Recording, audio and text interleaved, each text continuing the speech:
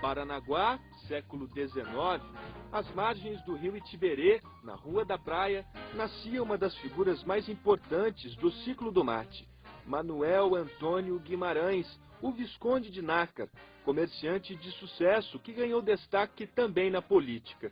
Hoje, dá nome a duas importantes ruas em sua cidade natal, Paranaguá, e em Curitiba. Na capital, ela começa nas Mercês, em uma área predominantemente residencial. Depois, segue em direção ao centro, até a Praça Rui Barbosa. Em Paranaguá, o movimento de carros e pessoas é menor, mas a importância do personagem não tem como diminuir e teve início no comércio do litoral. Ele fazia toda a parte de exportação do mate, né? Ele trazia o mate através de Paranaguá e exportava através de Paranaguá. Além disso, ele também possuía uma série de outros comércios, né? Também com arroz, também com mandioca, fazendas, sítios, casas de aluguel e comércio muito forte na cidade. Tanta força fez o Visconde ganhar um apelido na região. Ele foi chamado assim, o senhor do comércio, o dono do comércio, né? Então, tanto na cidade de Paranaguá, como na cidade de Curitiba. Ele era vamos dizer, um empresário multifacetário, tinha muitas facetas. Os segmentos de produção não eram divididos à época. Ele fazia desde a produção da erva mate até entregar lá para o destinatário da mercadoria. A influência no litoral era grande e o levou para o caminho da política. Ele foi por duas vezes vice-presidente da província do Paraná, que equivale ao cargo de vice-governador hoje em dia. Ele foi deputado provincial quando o Paraná era uma comarca da província de São Paulo e depois foi um deputado provincial do Paraná, já na nova província do Paraná. Foi vereador em Paranaguá, presidente da Câmara, foi delegado de polícia, foi comandante da Guarda Nacional. Ele era também um líder político do Partido Conservador no tempo do segundo reinado, no reinado de Dom Pedro II aqui em Paranaguá.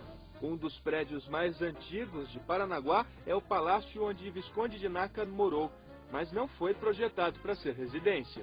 Quando o Visconde de Nácar construiu o prédio por volta de 1852, 1850, mais ou menos por aí, a ideia do Visconde, pelo menos é isso que as famílias nos passam, né, as famílias antigas de Paranaguá, ele construiu para ser a sede da província do Paraná, porque o Paraná ainda era uma comarca e aí em 1853 nos emancipamos de São Paulo e a intenção dele era ser a sede da província, ou seja, Paranaguá seria a capital da província do Paraná. Mas como isso não se concretizou, porque o Zacarias de Góes e Vasconcelos acaba articulando uma questão muito interessante na Assembleia do Paraná para que fosse Curitiba, ele então vê todos os seus sonhos ruírem e aí ele transforma o palácio na sua residência própria. Ligado a causas sociais, como político, Visconde de Nácar teve atuação importante na fundação da Santa Casa de Misericórdia de Paranaguá.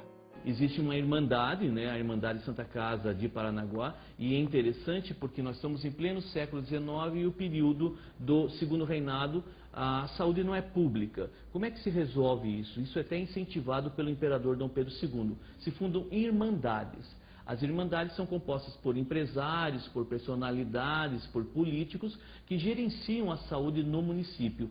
E o Visconde de Nácar é um dos integrantes desse grupo que funda a Irmandade Santa Casa de Paranaguá na segunda metade do século XIX. Um homem com tanta importância na história foi cercado também de pequenas curiosidades, como o fascínio por festas à fantasia. Ele gostava muito de baile à fantasia. Ele gostava muito daquelas fantasias europeias, né? Os antigos intrudos carnavais da Europa, os carnavais de Veneza, né? Então ele queria repetir esses bailes aqui em Paranaguá e em Curitiba. Manuel Antônio Guimarães, o Visconde de Nácar, teve 2 mulheres e 13 filhos. Um deles foi prefeito de Paranaguá e outro se casou com a filha de um importante escritor. um dos filhos do Visconde Dom Nácar acaba casando com uma das filhas do José de Alencar. Então existe toda uma relação com a própria história do Brasil, porque a capital do Brasil é no Rio de Janeiro e muitos de seus filhos vão fazer o estudo de humanidades, que seria mais ou menos o nosso ensino médio hoje, no Rio de Janeiro. Isso demonstra também um certo poder aquisitivo. O Visconde de Nácar morreu em 1893, aos 80 anos, deixando marcado seu nome não só como nome de ruas. Muito importante para a cidade, muito importante para a política, muito importante para a economia. Tanto é que dos seus 13 filhos nós vamos ter dezenas e dezenas de famílias em Paranaguá, descendentes, não só em Paranaguá, mas também no Rio de Janeiro. É uma figura de importância fundamental para Paranaguá, para o litoral.